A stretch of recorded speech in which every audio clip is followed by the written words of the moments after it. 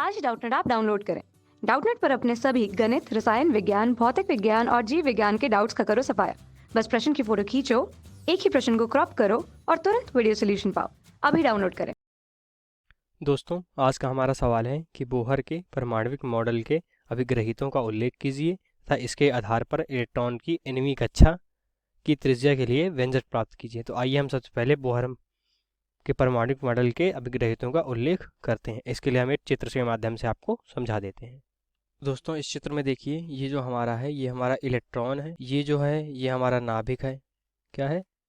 नाभिक। और ये जो हमारी है ये हमारी क्या है? ये हमारी कक्षाएं हैं जिनमें हमारे इलेक्ट्रॉन। तो बोहर की पहली परिकल्पना ये थी कि उन्होंने कहा था कि हमारा जो इलेक्ट्रॉन है वह नाभिक के चारों ओर केवल उन्हीं कक्षाओं में घूम सकता है जिनके लिए उनका कोणीय संवेग जो हमारा है वह NH/2 पाई हो, यानी कोणीय संवेग ओमेगा, जहाँ पर हमारा H जो था वह प्लांक नियतांक होता है और जो हमारा N होता है वह इलेक्ट्रॉन की nवीं कक्षा में, काहे में?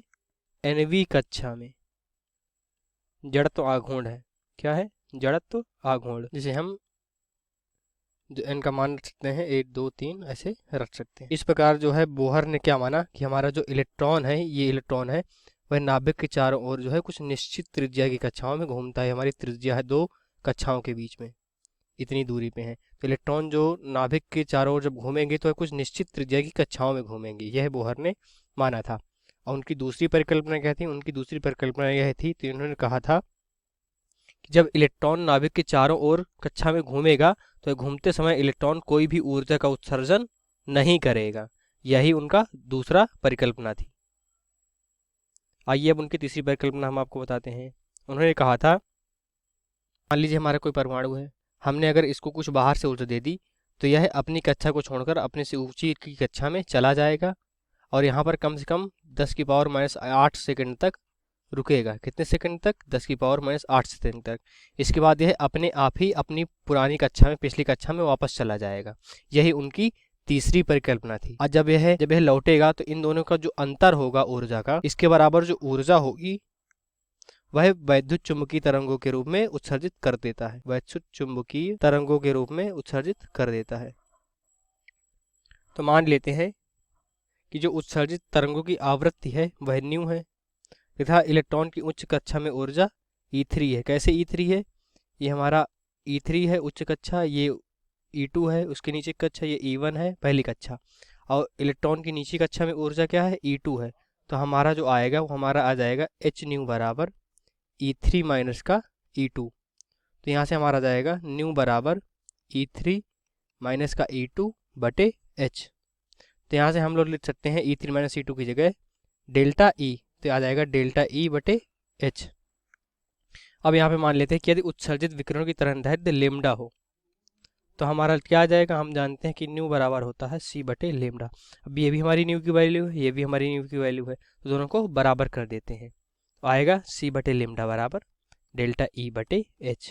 यहाँ से हमारा जो लेमडा आ जाएगा वो हमारा आ जाएगा HC बटे डेल्टा E। इसका मतलब यह हुआ कि ऊर्जा का उत्सर्जन केवल कभी तभी होता है जब हमारा जो इलेक्ट्रॉन है वह ऊंची कक्षा से नीची कक्षा में लौटता है। और इस प्रकार का जो परमाणु होता है वह केवल कुछ निश्चित आवृत्तियों की तरंगे ही उत्सर्जित करता है, जो कि हमें रेखीय स्पेक्ट्रम देती हैं। क्या देती हैं? रेखीय स्पेक्ट्रम। ये हमारी बोहर की तीसरी परिकल्पना थी। अब आइए हम nवीं कक्षा के लिए त्रिज्या का व्यंजक भी स्थापित कर लेते हैं। तो आइए हम इसके लिए सबसे पहले एक छोटा सा चित्र बना लेते हैं।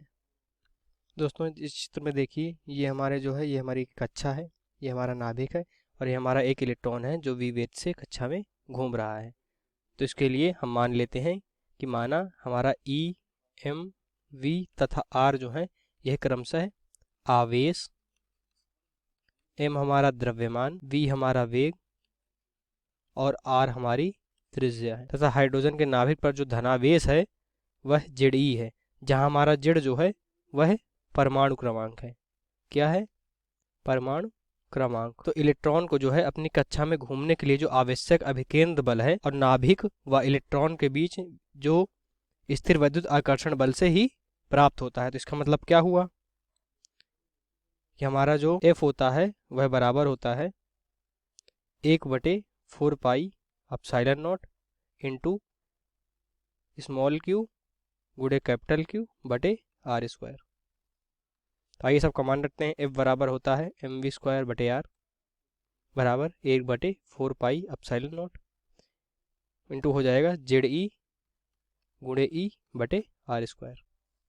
इसको हल करते हैं, आ जाएगा एम वी स्क्वायर बटे आर बराबर 1/4 pi epsilon not into Z E square बटे आर स्क्वायर। इसको पूरा हल करते हैं तो आ जाएगा एम वी स्क्वायर बराबर जेड ई स्क्वायर बटे 4 पाई अपसाइलन नॉट गुणे आर। तो बोहर की प्रथम परिकल्पना से हम क्या जानते हैं कि जो एम वी आर होता है वह बराबर होता है एन एच अपॉन, बोहर की प्रथम परिकल्पना थी। इसको समीकरण 1 दे देते हैं। तो अब समीकरण 2 का, इसको समीकरण 2 लेते हैं, समीकरण 2 का वर्ग करके समीकरण 1 से भाग देते हैं। देखते हैं क्या आएगा। आर बराबर N square H square epsilon naught बटे pi M Z E square. तो जो एनवी कक्षा की त्रिज्या आएगी वह आ जाएगी हमारी आर एन अनुक्रमानुपाती है एन स्क्वायर के। यही हमारी एनवी कक्षा के लिए त्रिज्या का व्यंजक है। ये हमारे इस प्रश्न का उत्तर है। धन्यवाद।